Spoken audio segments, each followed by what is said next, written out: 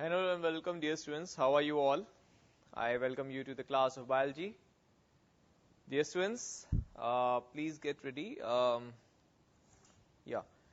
in the last class, we had covered a lot of part for the Lac-Operon model, and I had told you the importance of the Lac-Operon model, and there is a small part that remains. Shillong Center, please report your attendance. Okay.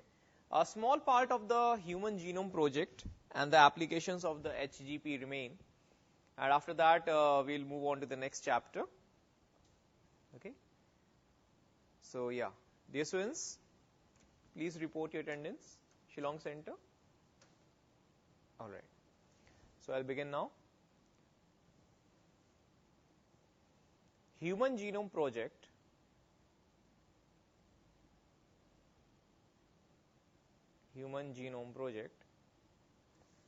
is an ambitious project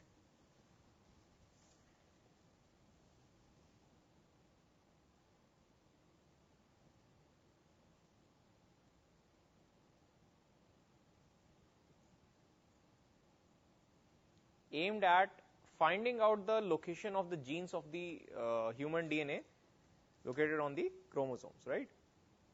So a lot of things have been said already in this regard, so I hope you remember them, right? All right. So I had told you in the last class that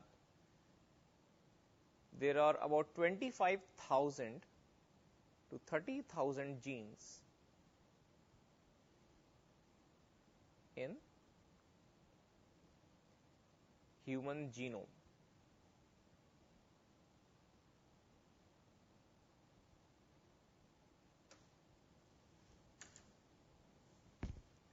There are 25,000 to 30,000 genes in the human genome. Okay, and a question had been asked some years ago that Kalpana Chawla, an Indian astronaut who died in space, how many genes does or did she contain in her DNA? Okay, so every human contains the same number of genes. So the answer is always going to be the same. That is going to be 25,000 to the 30,000 genes in the human DNA. All right. So that was asked in AIMS. So it doesn't mean that if somebody is a talented person, they will have more genes. It is just that their genes are different than ours. So their form is different. We have the same number of genes, but the quality of those genes matters. That is what the difference is all about. Okay. So do you remember the other salient features I told you about? Do you remember the other things? Yes? You remember the other things I told you about? Human genome. Okay. So let us stride about the human genome.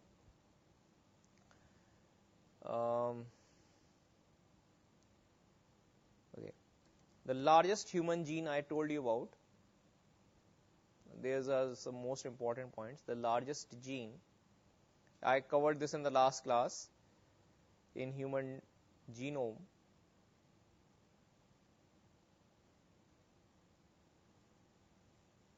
is dystrophin.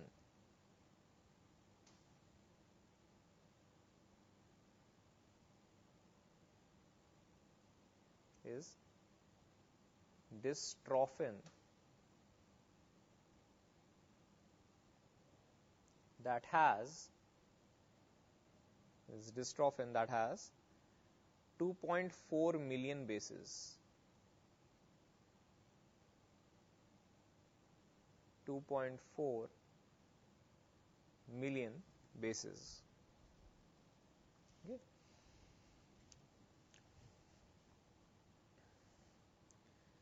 Also,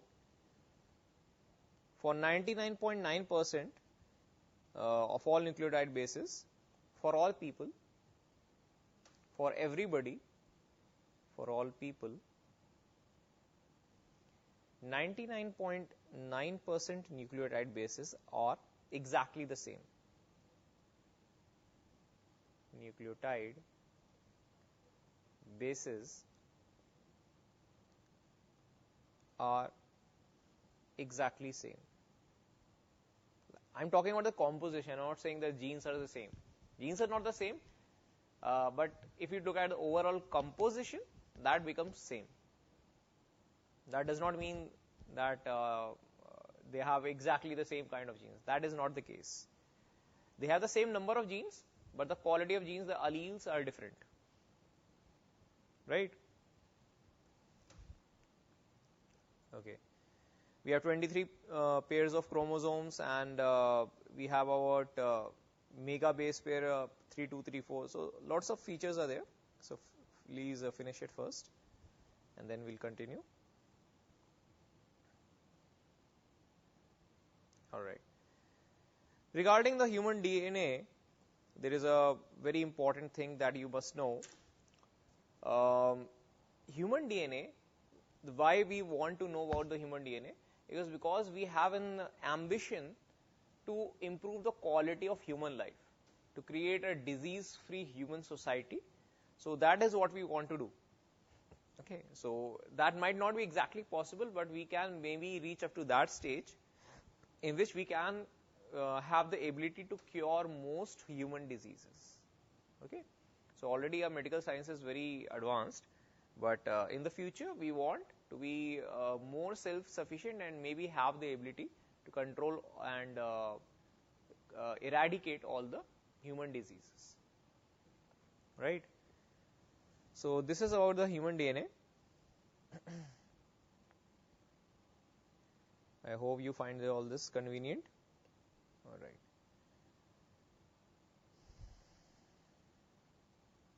Okay. So other chapters have been completed in your syllabus. So let me take a look at the other things that exist. Okay.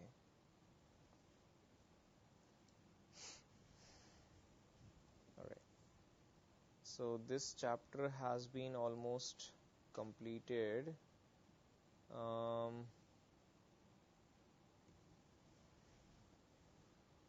right. Now let's take a look at the other features. Please move on to the next page.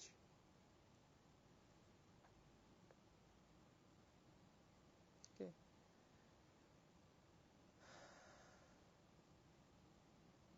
So let's take a look at the goals of Human Genome Project.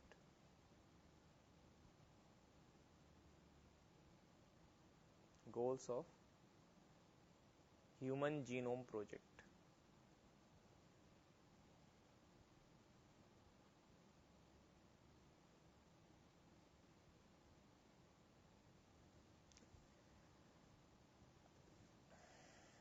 So we need to identify, look, there are many multiple figures given here. In NCERT, there are two separate figures. One it says that you have about 25 to 30,000 genes. In other place, it is written that there is about 20 to 25,000 genes. Both are correct, and normally you will not get an option which has both the options. But if one option is given to choose, you will choose 25,000 over 30,000. Because 30,000 was a previous estimate.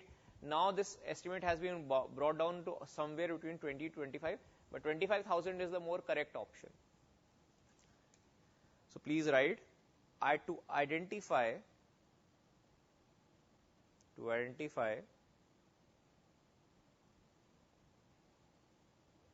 the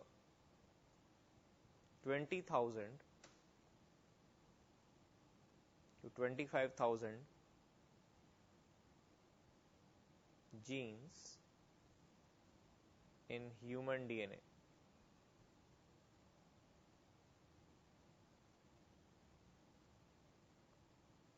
That is the thing. Okay. Next is to determine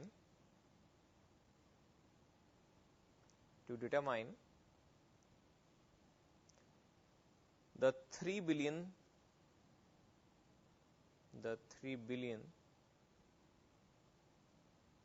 chemical base pairs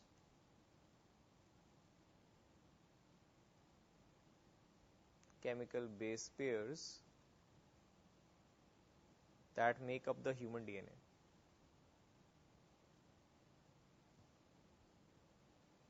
That make up human DNA.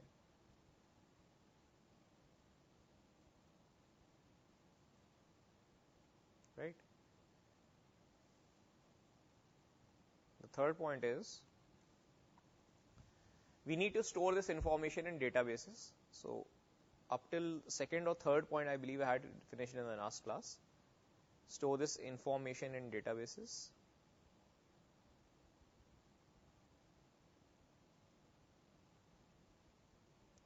Store this information in databases.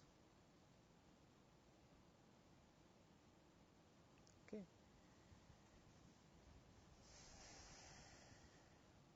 Next thing is to improve the tools for data analysis. Improve the tools for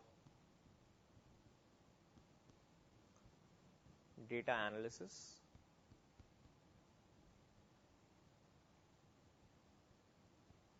Right? To improve the tools for data analysis. And once you have this knowledge, we need to transfer this knowledge to the industry, because the industry will make use of this information and it will make products that are better used for the general public.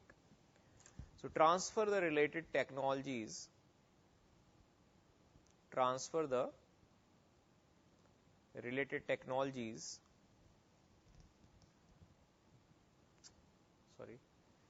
Transfer the related technologies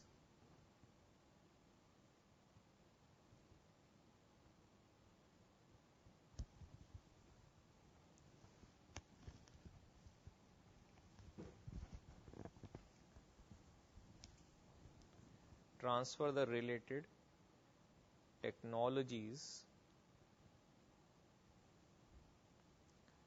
to the industry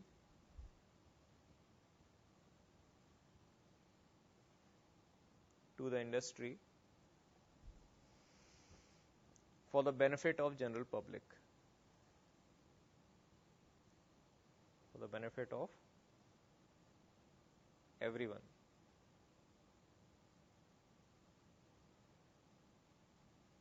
Okay. Sixth point is address the ELSI. Address the ELSI.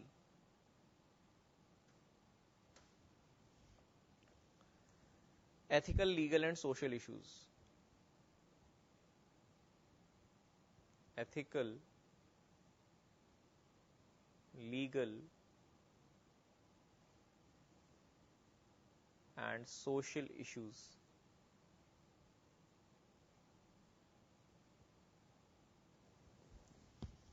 Right?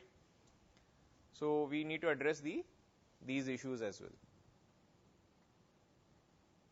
Okay. Now, who started the Human Genome Project? The Human Genome Project was started by the US Department of Energy. US Department of Energy is related with nuclear power, thermal energy power, and renewable source power. So it wants to generate power from a larger sources, and so it has a lot of basically you say cash and monetary power. So they wanted to use their benefits of having a high-end computer facility and a high network of computers to decode the human DNA.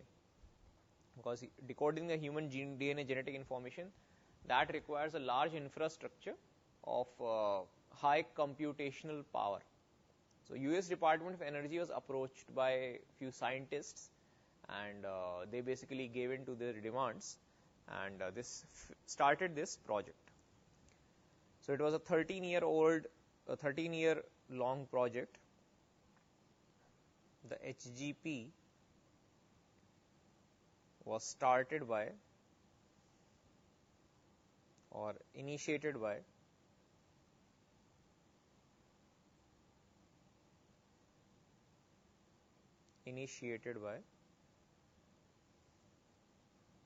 US Department of Energy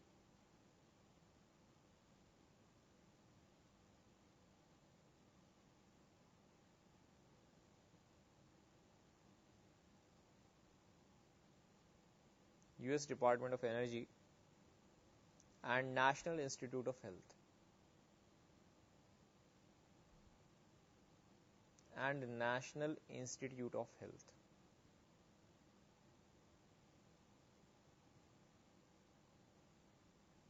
both of them started this at the same time.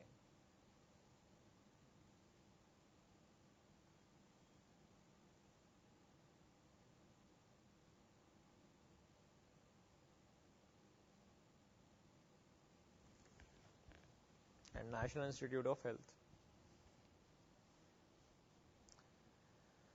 So there were other people also, and it was completed in HGP was completed in 2003, but only the human chromosome 1, chromosome number 1, that was not completed. Okay, so you will say here, the project was completed in 2003. The project was completed in 2003. Okay, in 2003.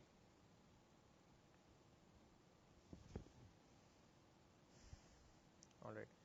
So the first, basically, organisms that have their genome already sequenced.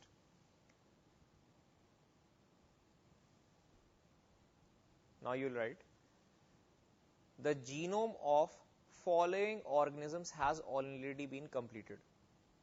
The genome of following organisms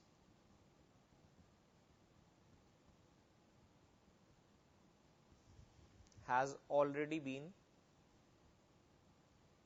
sequenced.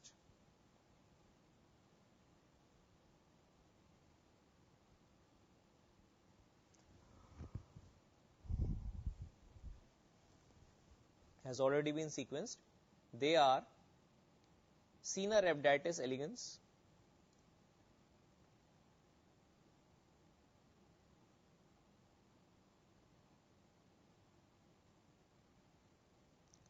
Caenorhabditis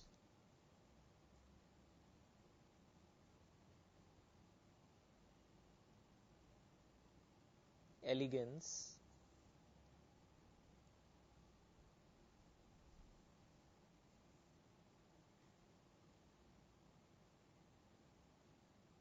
Caenorhabditis elegans, and it is a free living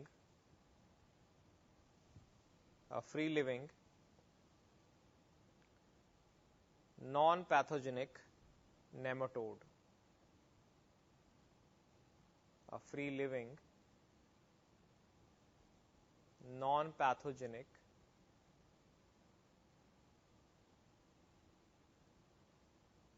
nematode. Okay. Drosophila.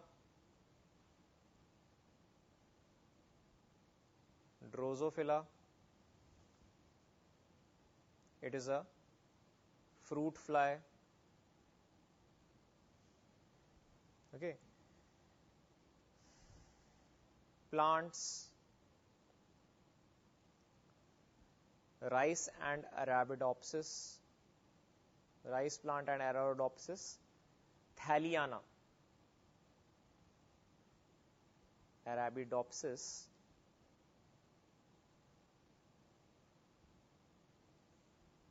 Thalliana.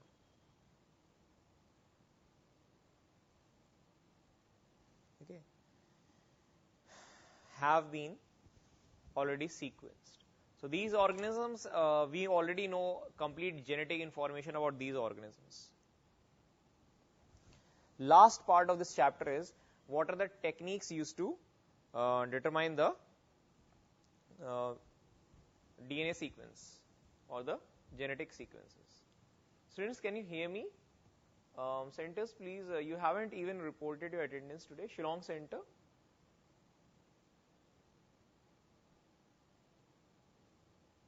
Yeah, students, I hope you can hear me. Yeah, all right. So because there is no response in chat today, I hope everything is okay, right? Yeah, everybody is sitting out there. Okay. Okay, yeah, I am happy that you can hear me because there has been no response today. All right. So this much is clear. So now let's quickly finish this chapter and move on to the next chapter. I don't want to waste so much time in this. It has already taken so long. Methodologies. Now look, there are two methodologies of doing this. Okay. And let me basically explain them to you. Okay.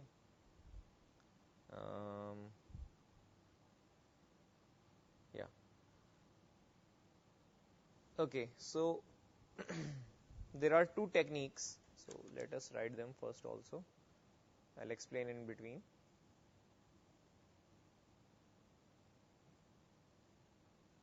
The two methodologies are: first approach, or first method.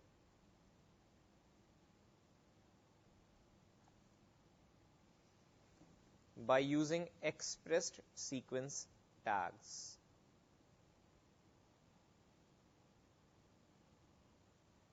Expressed sequence tags, ESTs.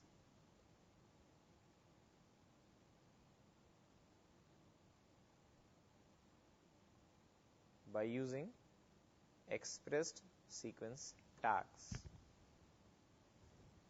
Okay. Now what is expressed sequence tags? It is basically a strand of RNA. Okay.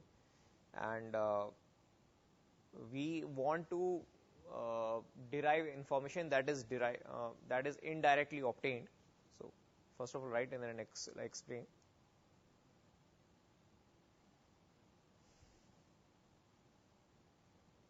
All right.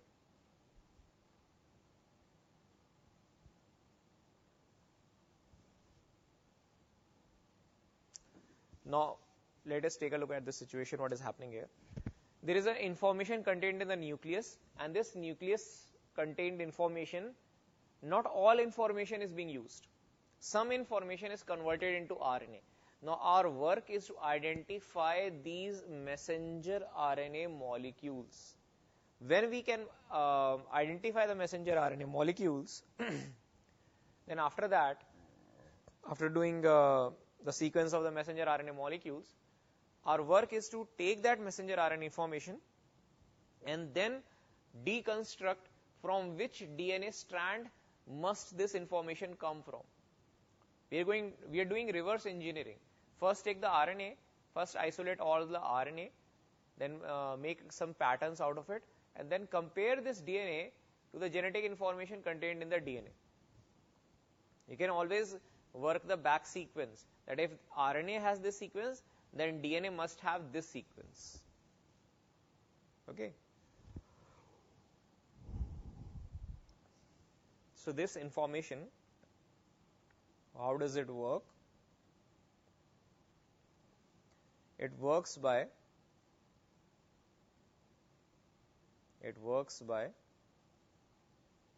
identifying all the genes.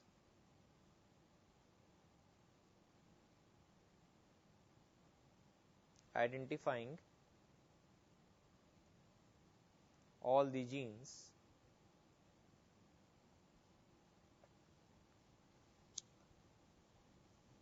which make RNA.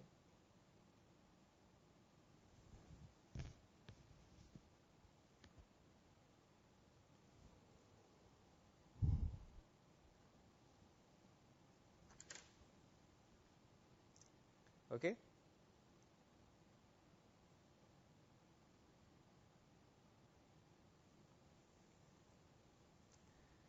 The other sequence of approaches, second approach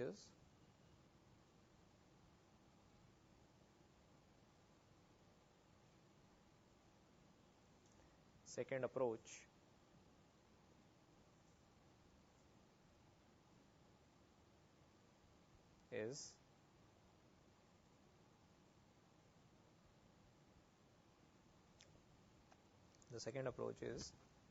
basically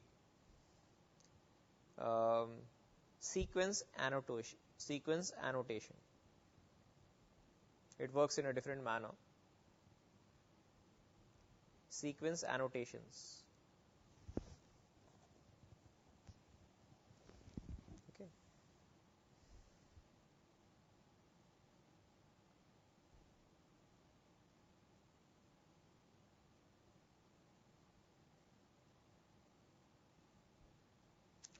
Now the second approach, what is it?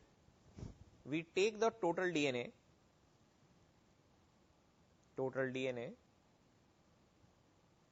and you take the total DNA and convert it into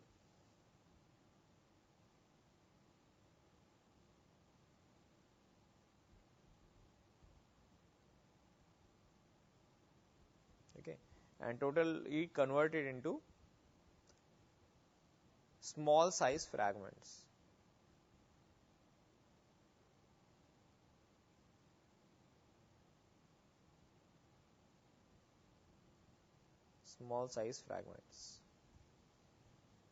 Okay.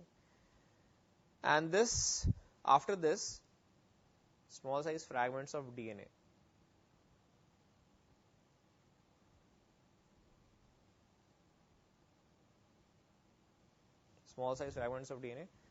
And these fragments are then undergone with cloning process.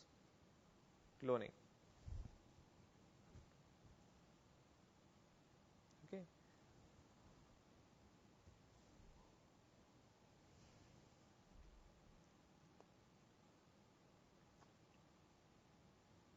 In suitable host.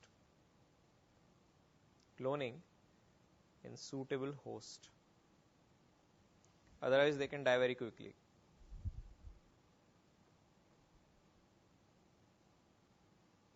Right?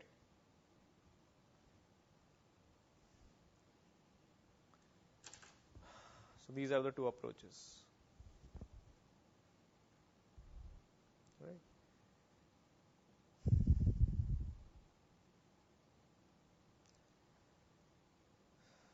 Now this is done. Now let's put the heading DNA fingerprinting. DNA fingerprinting.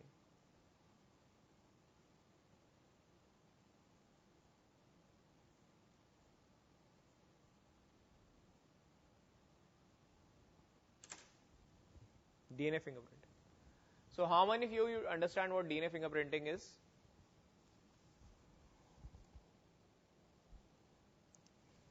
No idea? You don't understand what DNA fingerprinting is, right?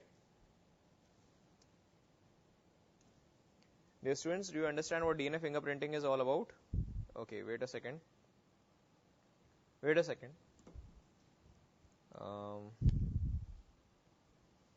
Yeah, okay, so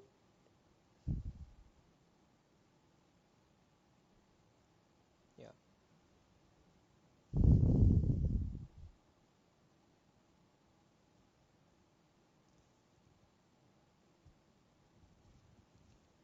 All right. So this has been done. Okay. Okay, just wait a second. Yeah, this is not required now. Just a second. All right. Now let us come to the main topic that we have to do today. In the last class, we had already covered. Just a second. All right. So this all information that you have, one more thing I forgot to tell you about. um, like what is the significance of this information? Um, I'll just make it up to you. Let's complete it later. Yeah, I think I missed a point. Just a second, students. Now I must come back to the main part. Yeah, okay.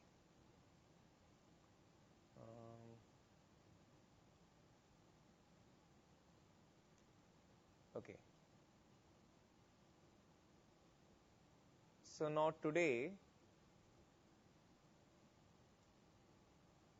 I wanted to show you some things.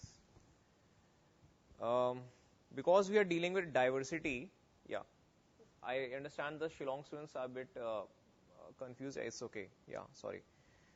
I took a bit topic that is a bit far off, so I'll do this again. Yeah. Okay. So let's come back. We have to finish diversity first.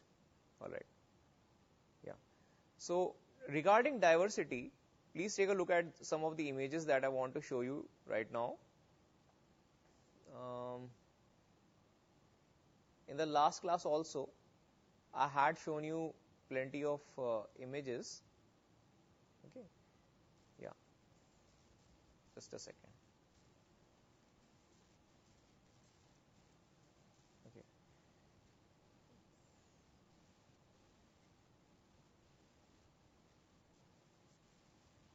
Yeah.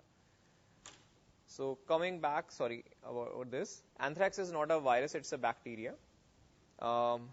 Regarding some monoreins that we have already finished, monoreins virus. Yeah. Ebola virus on a monkey kidney tissue. We have to deal with these organisms. Sorry about starting the human genome project right away. I have, yeah. Okay, yeah. I wanted to show you this first, and then I wanted to move on to some other things. So that's a topic forward. I'll make up for that later. Yeah. Plague is a bacteria. It's not a virus. There is a misprint on this slide that in this video. Salmonella is also bacteria. And these bacteria I have already talked to you about that how harmful these bacteria are. Salmonella causes food poisoning. Salmonella causes basically the food poisoning that is due to eating fish, due to eating protein-rich substrates. All right. So Salmonella I have already taught you about in Kingdom Monera. Kingdom Monera I have done. Kingdom Fungi I have done. So just keep watching this, and you will discover many more bacteria. This is a bacteria. This is a misprint in this video slide. Staphylococcus bacteria being eaten by human white cells. Okay. It's not a virus, it's a bacteria. Influenza virus is a virus, the most mutable virus in the human systems, right? This is a yeast cell under attack by the different organisms. Like microorganisms can attack the yeast very quickly, right? Okay, so I wanted to show you this first actually, and then now I wanted to move on. Okay. All right. Now please take a look at this beautiful image of some cells which are dividing.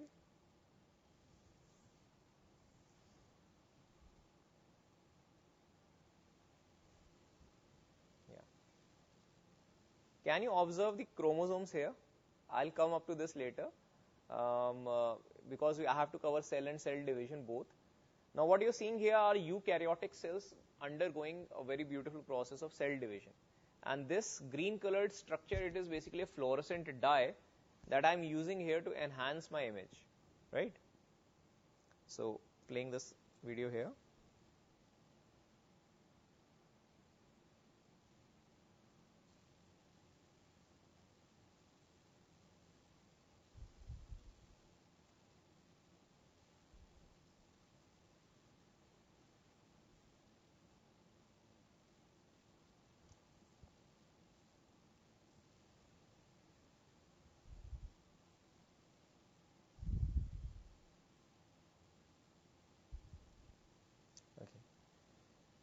So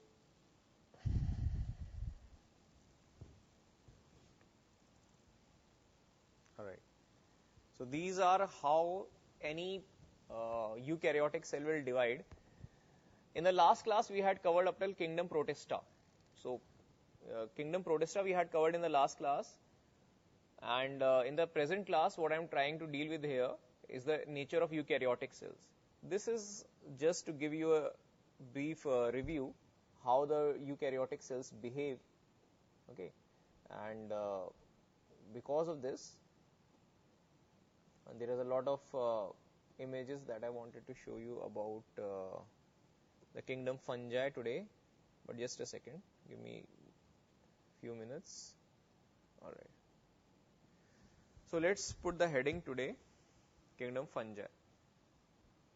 Yeah, up till this part,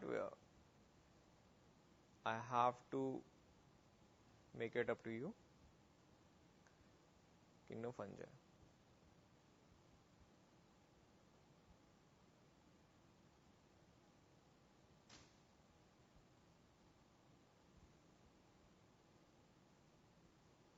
Yeah. So please put the heading, kingdom fungi.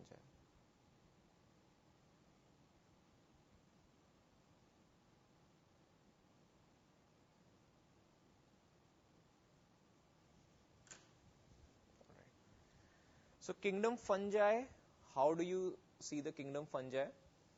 These are heterotrophic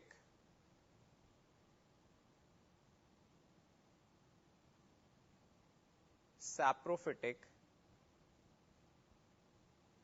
decomposers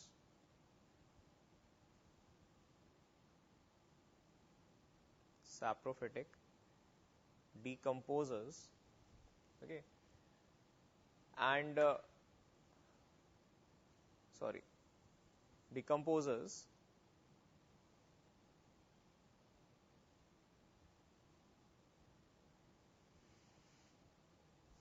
that are found in the soil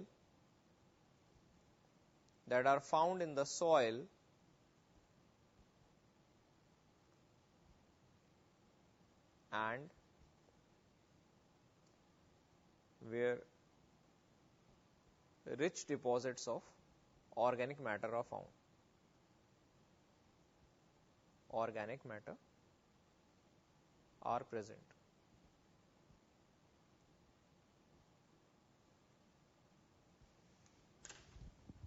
So that is about kingdom fungi, right?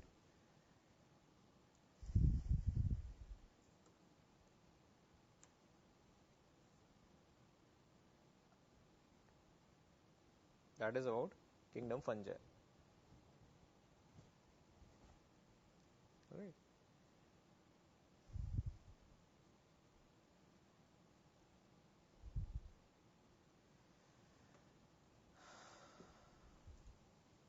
Okay.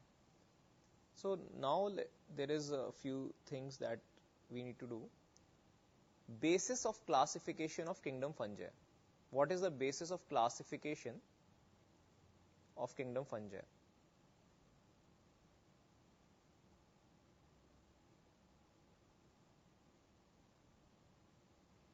What are the characteristic features that we are using to classify the different fungi? So please make a chart, and because we have done Monera protista, now we have to complete fungi. So you will follow a chart that I am going to give you here. Look, fungi have developed from the slime molds, from the protista. These are the advanced organisms. So fungi follow a basic chart, basically line of evolution. The most primitive fungi are those organisms, okay, which have basically a different sort of habit, okay, and let us start this one.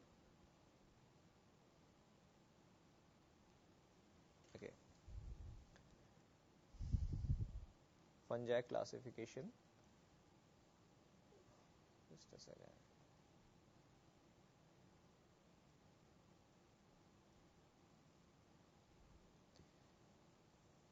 Stroke. Yeah. Okay.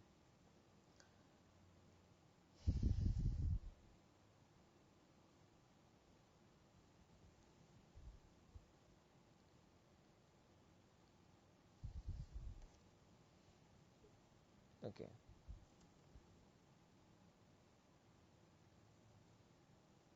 The most primitive fungi are those fungi which do not basically have a you can say phycomycetes, zygomycetes, ascomycetes, basidiomycetes, and deuteromycetes.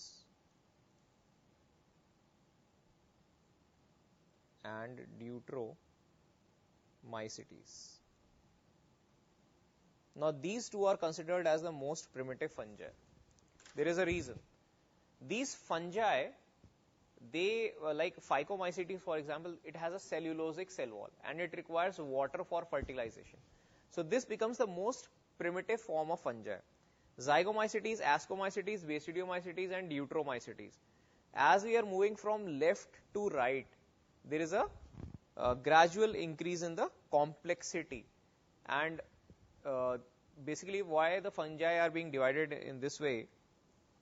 Okay, so there is a reason because the higher fungi have a definite septum and the lower fungi do not have a separate septum kind of arrangement, right? Okay.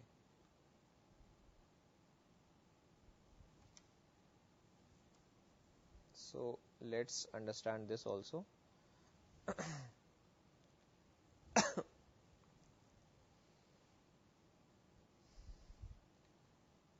Kingdom fungi. Septum present or absent. If septum is absent, we call it lower fungi. Lower fungi. This chart you do not have to draw. The upper chart, you do not have to draw this chart. Do not have to draw this chart. The septum is absent, you call it lower fungi. If the septum is present, we call it higher fungi.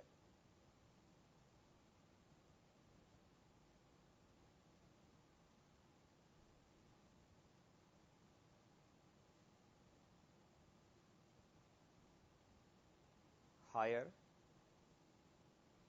fungi, right? Lower fungi are divided into basically they divided into two kinds of categories: phycomycetes and zygomycetes. Phycomycetes are called algal fungi. Water is necessary for fertilization. So phycomycetes. In NCERT, only one category is given, with that is basically phycomycetes. Zygomycetes. In NCERT, both have been grouped together. Single category. Right? Higher fungi, they have septum present, but there is another differentiation. Fruiting body. So first of all, sexual reproduction is present or not? The first question that you have to ask, sexual reproduction present, yes or no? Sexual reproduction,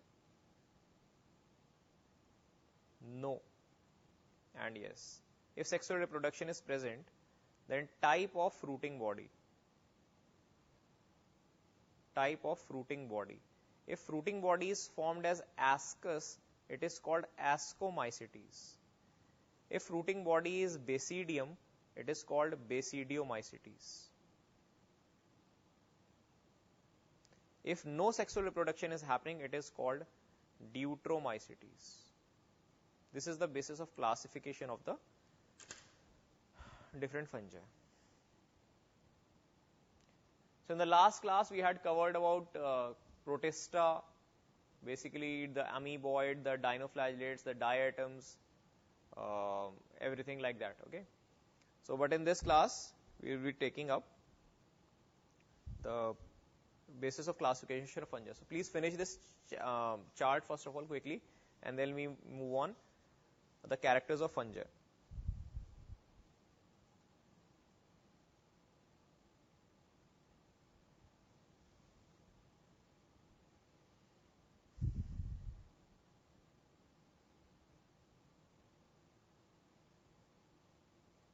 Okay.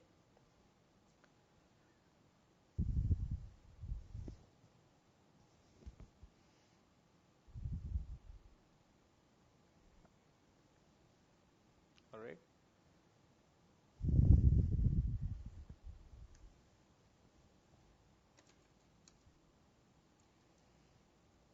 Now let's start with the lower fungi. The lower fungi.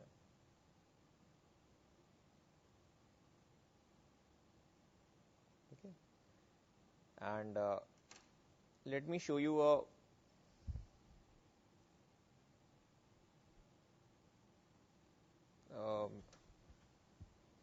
slideshow. I want to show you this. Wait a second.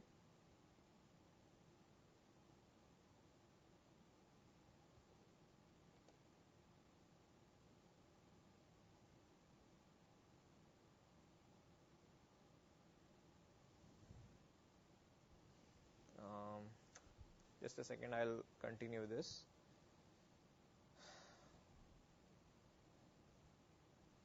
All right.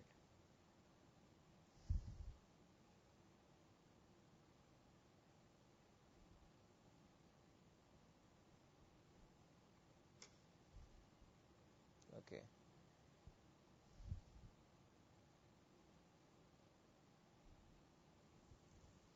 So, first of all, we need to complete Phycomycetes characters. Just give me a minute. I'll come up to the slide part. Okay.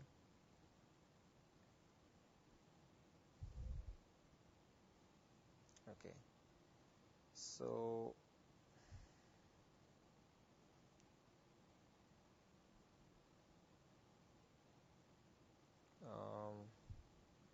yeah, just a second.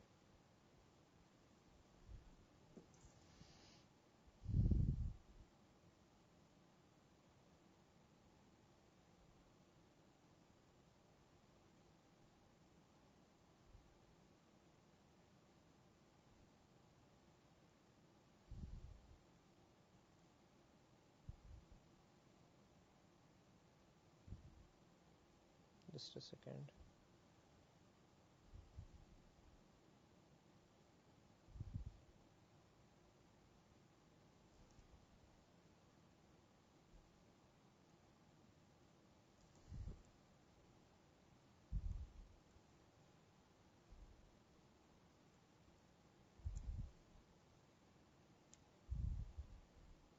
Yeah.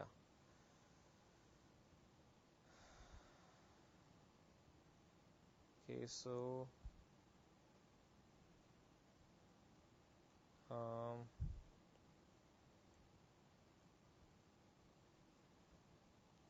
yeah, all right.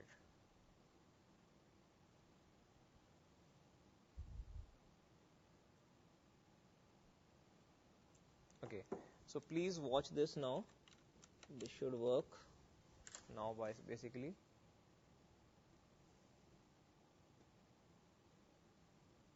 All right.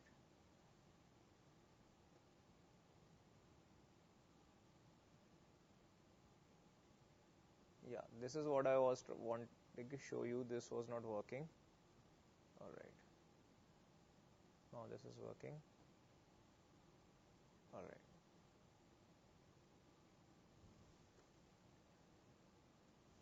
Okay. Yeah. So finally, we can work on this. So you have seen kingdom fungi, the members of kingdom fungi, on various places. You have seen basically because this is a very good season to observe the kingdom fungi members. You have seen rotten barks. So in the lower portion, you can see there is a tree and there is a mushroom growing on top of it, white colored fungus is growing on it. So this is a basically fungus, and it is a member of Basidiomycetes. Okay. So fungus, what are the general characteristics of all fungi? They are eukaryotic organisms, multicellular filamentous, but a few are single-celled. Example is yeast. Fungi are heterotrophic, they do not make their own food, and they do not move, right? Mushrooms, or basically fungi, help in digesting dead and decaying matter. Now in this picture you can see this is mushroom, and that mushroom has a network that has been developing downwards in the soil. The mushrooms come out only at the time of adverse condition. When there is an adverse condition, then only the umbrella shaped portion will come out. When it wants to perform sexual reproduction, only in that condition this part will come out. Okay. Structure of fungi. Fungi have a cell wall that is made up of chitin. Chitin is N-acetyl glucosamine polymer, and they have hair-like structures which are made up of cells. This structure will consist of mycelium, fruiting body, and they have many shapes, sizes, and colors. For example, this is a very different kind of mushroom. It almost looks like a pineapple. Not exactly pineapple, but pineapple which has been peeled off. Okay, the yellow colored part. So not necessarily edible. Fungi can perform asexual reproduction. It is by budding, and they can also perform asexual spore production. But under certain conditions, a fruiting body is formed, and this fruiting body is what is considered as edible part of the organism, right? Okay. So moving on. Their fungi are classified into Basidiomycetes, Ascomycetes, Zygo, and Deuteromycetes. Zygomycetes and Phycomycetes are sometimes grouped together, and in sometimes they are not grouped together, they are separated. And the last is Deuteromycetes or Deuteromycota. Basidiomycetes are the club fungi, and these are the most advanced type of fungi. These are the most advanced type of fungi. Look, they are poisonous. They have high protein content, calcium, phosphorus content. So how many people like mushrooms? How many people like mushrooms? Nobody. Look, there is a carefulness that you have to associate with mushrooms. Sometimes if you get the wrong mushroom, it could be poisonous. Okay. For example, the Roman Emperor Caesar. Caesar's wife poisoned him using Amanita phalloides, a type of mushroom. So it is that much poisonous. So they've used in nutrient recycling. Various pharmaceutical chemicals are obtained from the mushrooms and the fungi. Ascomycetes are also called as sac fungi, and these are the most, most tasty fungi. Tasty fungi. They have a very different kind of taste, a sort of sweet taste and a slightly bitterish, or sometimes slightly, mostly it is bitter, but very slightly bitter. And if you mix it with a few salts and pepper, black pepper, it becomes very tasty. For example, there are truffles and there are morels. Okay, so this is example of a truffle. This is a truffle. Everybody out of you people, have you seen any of these fungi in the areas around you? It's a very costly fungus. If you get this, you can sell it for thousands per 100 gram. In Delhi, it is very costly. I know the cost of these things, and it becomes very costly as it reaches Delhi. I'm not sure how much you will get in your area. But have you seen the people out of Shillong and other centers? Have you seen these kind of fungi in your area? because it is common in the northeast, in the upper hilly parts, near the snow line also, and in the lower parts also. Basically, you will get them in a very dense jungle. So students, have you seen these fungi? If you get them, they will be very, yeah, you can earn a lot of money from these. Nobody wants to answer? Students, please answer. Have you seen this? Okay, I guess not. On the left hand side, it is called the morel, and I can say morels are more tasty. Truffles have a different kind of taste. Truffles have a different kind of taste, and basically the people who like seafood, they would like truffles more. Morels have a different kind. It's difficult to compare morel, but I can compare morel to baby corn. So something like that, but it's tastier, right? So no, it's not. It's okay. So if you haven't seen, just remember these, because these are very rare, and whenever anybody gets them, they will be very costly to sell, and you can get a lot of money from selling these, right? So let me know if you find them. I'll tell you where to go. Ascomycota. Ascomycota has a very large significance in our lives. Sometimes what happens was, in the medieval time period, there was a practice of by the church people that they found some people who were suffering from poisoning due to ascomycetes, but they did not know about it. So in this picture, you can see there is a wheat grain and a rye grain, and it has some black colored seeds. These seeds are very much poisonous because they contain a chemical which is a hallucinogen. A hallucinogen is a chemical which induces some changes in the human brain, which causes people to see something that is not right before them. Okay. So in very small amounts, they are helpful. For example, if a pregnant lady is there and if she is not able to conceive, during childbirth, then a very small amount, an injection will be given, and it will help in relaxing the birth canal, and the baby will come out easily. But if they are eaten in large amounts, for example, bread preparation, and somebody eats them in a large amount, it will cause poisoning, and the person might become violent or suicidal, or it can be a lot of things. So people in the medieval time period, the church had a lot of people hanged for being a witch or something else. So it was due to ergotism. Now there is another organism called yeast, and that is yeast is basically used by us in our daily lives for making alcohol, for making bread, a lot of things, right? Also used in the preparation of glycerol. Okay. So this is a picture of yeast. This is a picture of commercially available yeast, and this is a picture of yeast under microscope. Zygomycetes or the zygomycota, they are the common fungi that we see in our daily lives, and what they do is, they are found in rotting bread, rotting food substances. Basically, they have to be sugar rich or starch rich. Okay. So this is also life cycle. I will send you this PPT on your groups, right? Then there is Deuteromycetes, imperfect fungi which do not undergo sexual reproduction, right? So there are a lot of fungi, and these are the examples of some of them. Now, what are Deuteromycetes capable of? They are capable of producing different types of cheese, penicillium, antibiotics. So in the top picture, it is a penicillin growing on a nutrient medium. In the lower picture, it is a species of substance which can produce a different kind of cheese. Okay. Symbiotic relationships.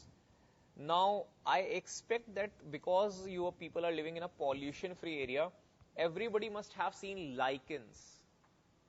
everybody must have seen lichens. I cannot find lichens in Delhi, but I have seen lichens in the hilly parts of so many countries. So can you see in the lower picture, there is a lichen growing on a tree bark. In the left hand upper picture, there is a lichen growing on stone surface. So I am sure that everybody must have seen these pictures around your area. Have you seen them? Dear students, have you seen them? Nobody? Nobody has seen them? Oh, I expect at least someone has seen them, because these are fairly common in the northeast. Yeah. So it looks like when I saw the lichens for the first time, and that was when I was visiting Kashmir. So yeah, when I went there, so there was some lichens on, it was something like somebody had sprinkled some watercolor on the stone surface. So time to time I keep on observing these things, and not only in Kashmir, I have observed them in a lot of areas which have no pollution. Lichens can only grow in an area which does not have any pollution, and particularly of sulfur dioxide. Sulfur dioxide acts as a poison to the lichens, so they serve as indicators of pollution. If some area has lichen, it means that area is not polluted at all. So if you are observing that, Shillong students, then you must be living in an area in which there is little pollution or no pollution at all. So you lucky people. I want to visit you sometime. I'm not able to do that. I hope I can. Okay. Symbiotic relationship. Basically, they can be fungus can affect plants, so they can be parasites also. And aphids and grasshoppers and spiders, they can be infected with the fungus. So how many people know about the fungus which turns insects into zombies? Everybody knows what a zombie is? Everybody knows what a zombie is? Yes? Okay, everybody knows what a zombie is? Yeah.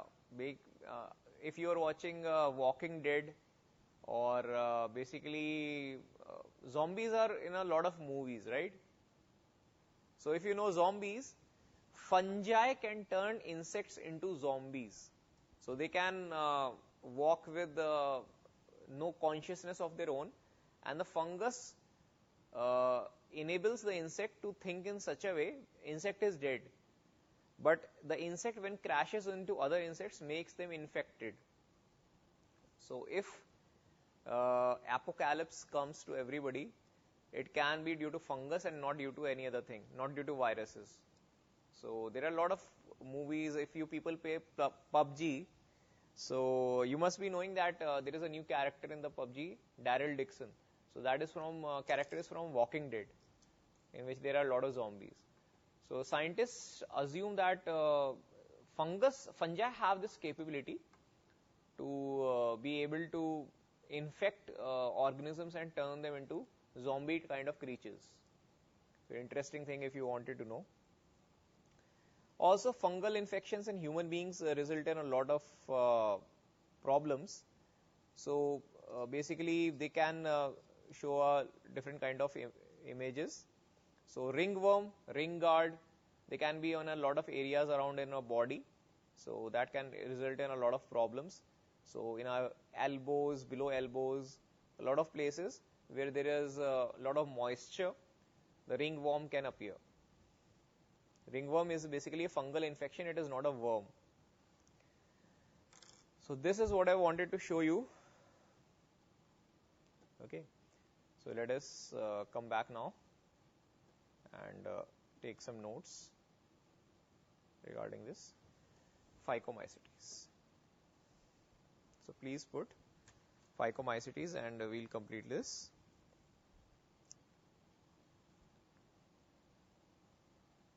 All right.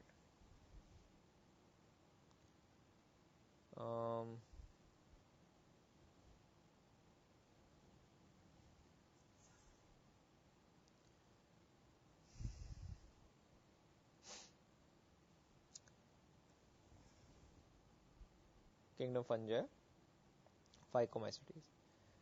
So please write members of Phycomycetes, members of Phycomycetes are found in aquatic habitats. Aquatic habitats because they require water for fertilization. Aquatic habitats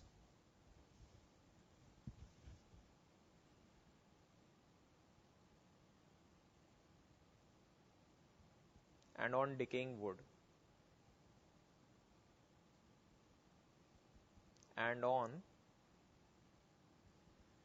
decaying wood.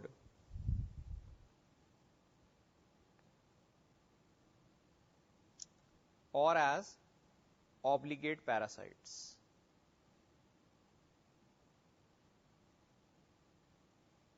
Or as obligate parasites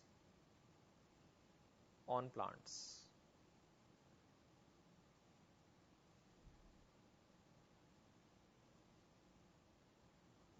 Obligate parasites on plants. Okay. Mycelium is without septum. I have already told you that mycelia does not contain septum. Now what is a septum? What is a septum? And what is cenocetic condition? I have to explain this. Look, if I observe a fungi, it contains a lot of network of fibrous material. Now if I take this material and I want to zoom it, if I take this material and I want to zoom it, suppose I take this much area,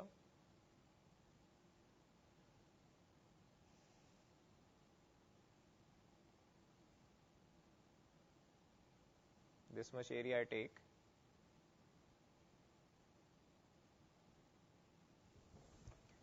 and I magnify it, then I will see this kind of structure. If I am taking it and I am magnifying it,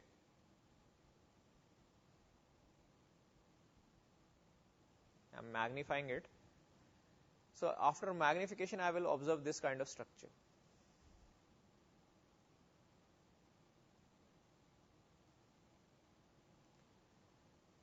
Now if it is a Phycomycetes, there will be no septum. What is a septum? Septum is a partition that separates one cell from the other cell.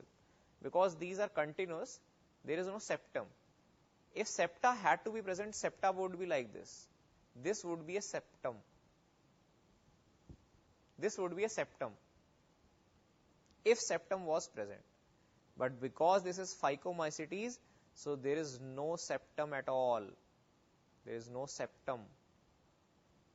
So you can say septum is absent. If septum is absent, then this means all the nucleus are lying close to each other. All the nucleus are lying close to each other. This is called cenocetic condition. Cenocetic means multinucleate condition.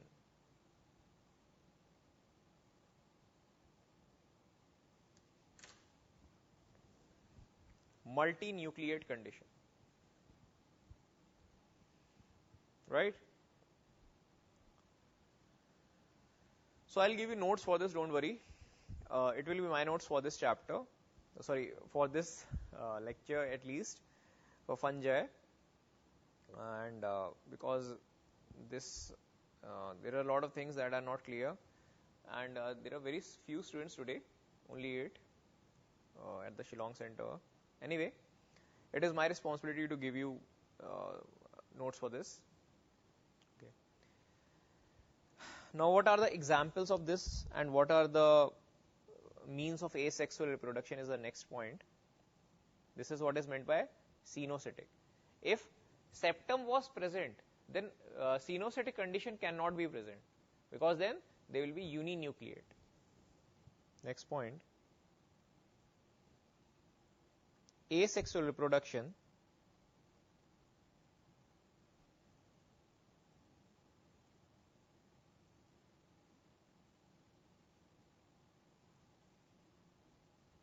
asexual reproduction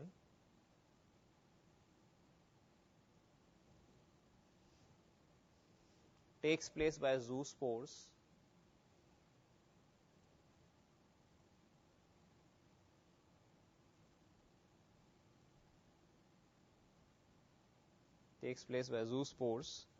and the zoospores are motile.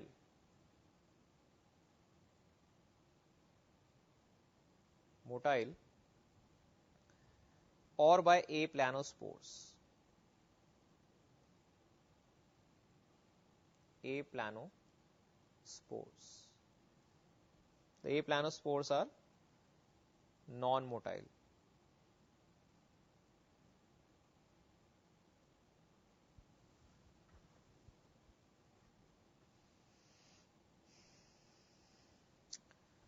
Now there is very important point.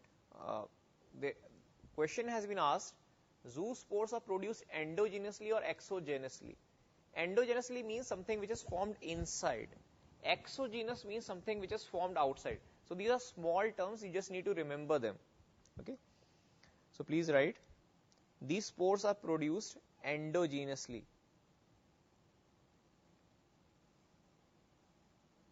These spores are produced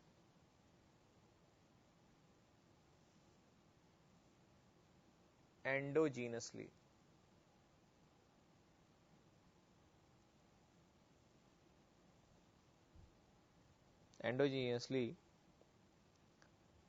In sporangium.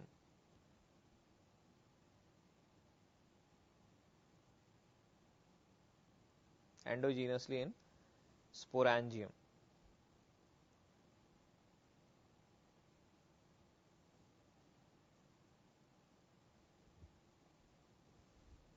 Okay.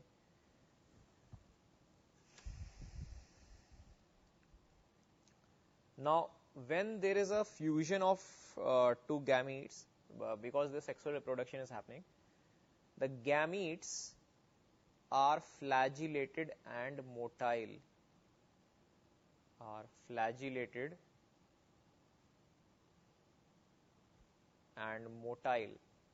If anything is motile, and normally it contains a flagella, it is called planogamete. Plano means motile.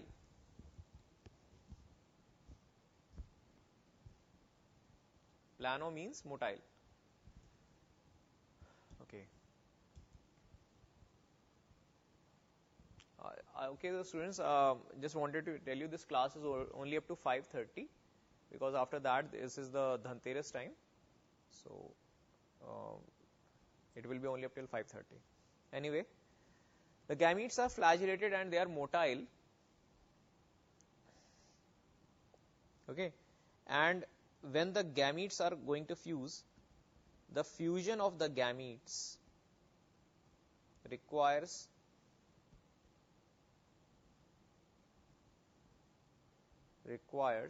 water. Water is necessary for fertilization. Okay, requires water, and zygospore is formed. And zygospore is formed.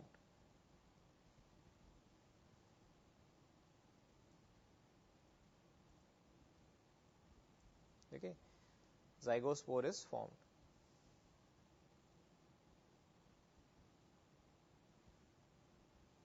Zygospore is formed.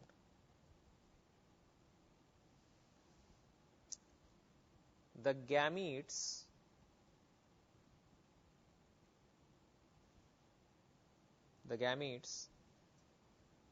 may be similar in morphology. The gametes may be similar in morphology. So if they are very similar in morphology, it is called isogamous. I have already told you what isogamous, anisogamous and oogamous is meaning, right? Do you know the difference between iso, aniso and oogamous? Yeah, I did not give you a detailed explanation, but you remember, yes or no? Isogamous, anisogamous and oogamous. Sexual reproduction is of 3 types. I think you do not know, right? Yeah, because that is why nobody is answering. Maybe similar in morphology, it is called isogamous, if they are similar in morphology. Students, are you okay? Because nobody is answering today. Everything okay? Yeah, I understand it's festival time. It's festival time for me. And I am also very much excited, and maybe I have to do a lot of things also. So I'm just trying to do what I can. Alright. So the gametes can be similar in morphology, and they can be dissimilar in morphology. Sexual reproduction is of 3 types. I'll repeat again if you don't remember, because when I will study you, when I will teach you kingdom Plantae, then I'll give you this definition again. If the gametes are of same shape and size, exactly same shape, same size, and normally they are motile. If they are non-motile, it's okay, but they should be exactly same in shape and size. It is called isogamous type of sexual reproduction. If one is larger, one is smaller, it is called anisogamous type of reproduction. And if one is very large, one is very small, normally the male is very small, the female is larger, it is called oogamous type of sexual reproduction. Okay? Then it is called oogamous type of sexual reproduction. Same size, isogamous. Dissimilar size, anisogamous. Very dissimilar size, huge size of female gamete compared to the small size of male gamete. Oogamous type of sexual reproduction. Okay. So the gametes can be isogamous, anisogamous and oogamous type, or dissimilar. Dissimilar can be aniso and oogamous only. Anisogamous or oogamous.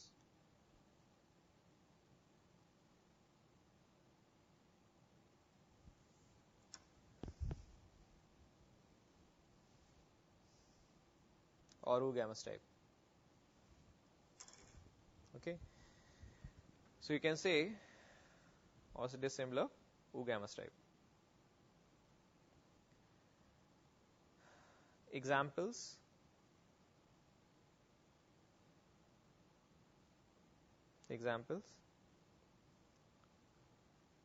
mucor, rhizopus,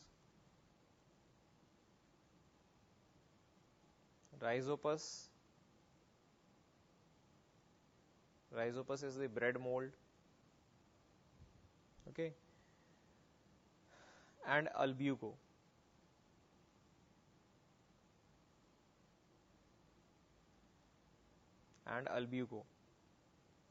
Albuco is the parasitic fungus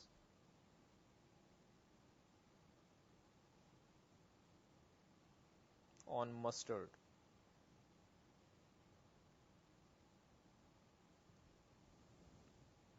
Okay. Albuco has a different name also. It is also called by the name of Cystopus candidus. Albuco candida, Cystopus candida, same organism. Okay.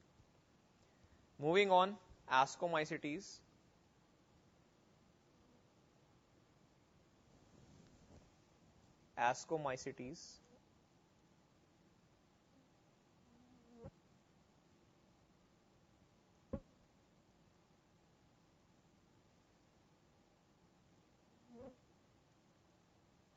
What is Ascomycetes? Basically, these are the sac fungi because they form a sac-like structure. Sac fungi. Okay.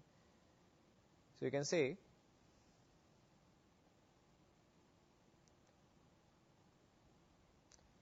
they are normally multicellular. They are mostly multicellular,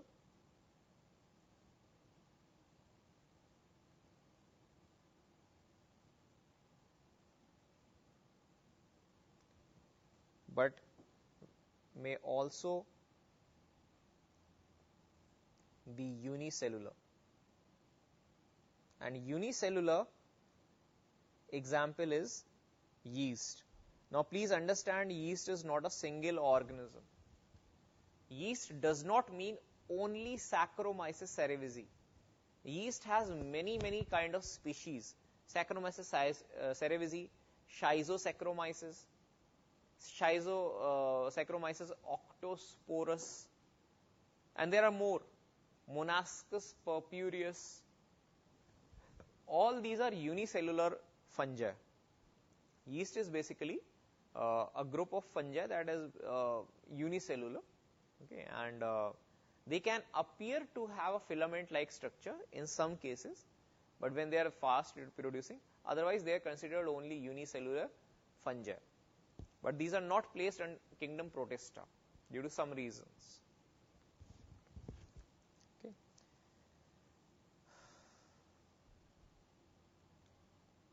So please write, they are saprophytic,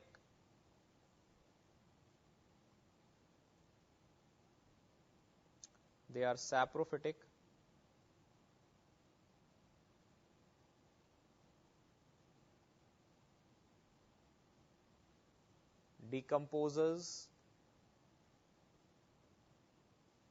parasitic, or coprophilous. Coprophilous is an organism which likes to grow on fecal material or dung material. Parasitic or coprophilous.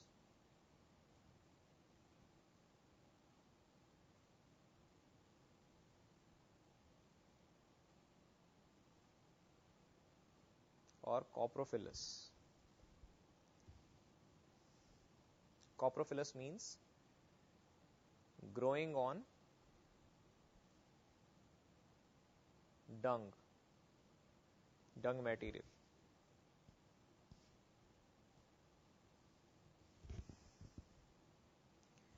Next thing is mycelium is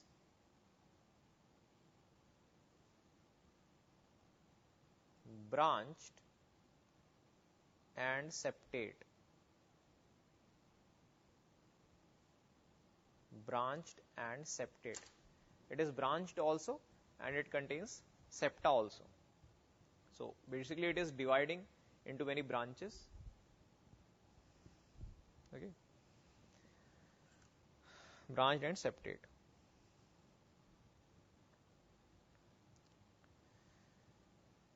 Next thing is, this will take a bit of time, conidia, and I am leaving it up to this part only. This will take a bit time to explain because conidia are finger-like structures, and on these finger-like structures some conidiospores are formed. Okay, so conidia and the concept of exogenous, endogenous, it will take a bit time. Because I want to explain conidia also, then I want to explain how ascospores are formed inside a sac-like structure that is called the ascus, and inside that 4 to 8 linearly arranged ascospores are present in neurospora. There are some other examples also.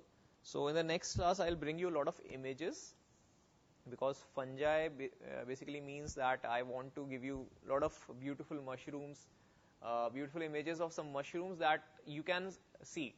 So I'll try to bring some pictures from the northeast. So let me see how I can do that. I'll have to do some preparation for that.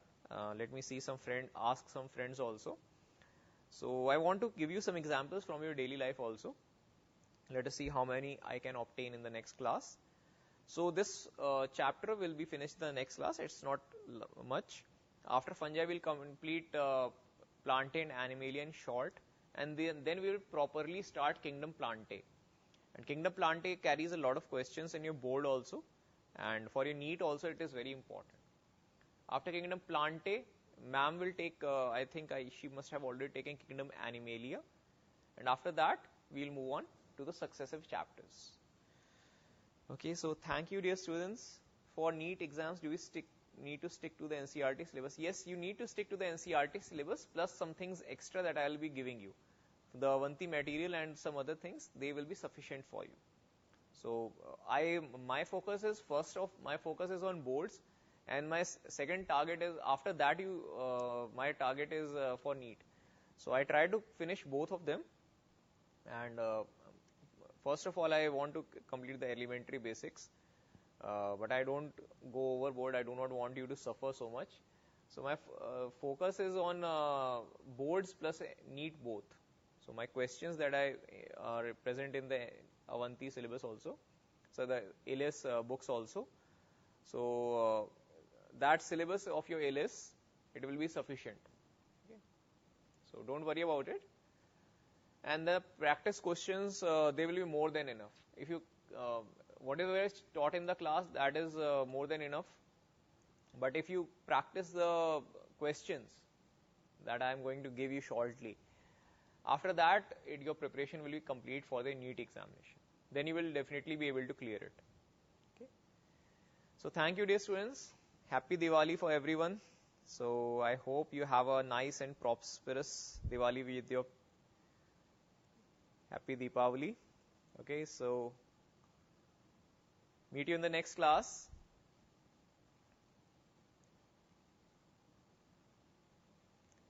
And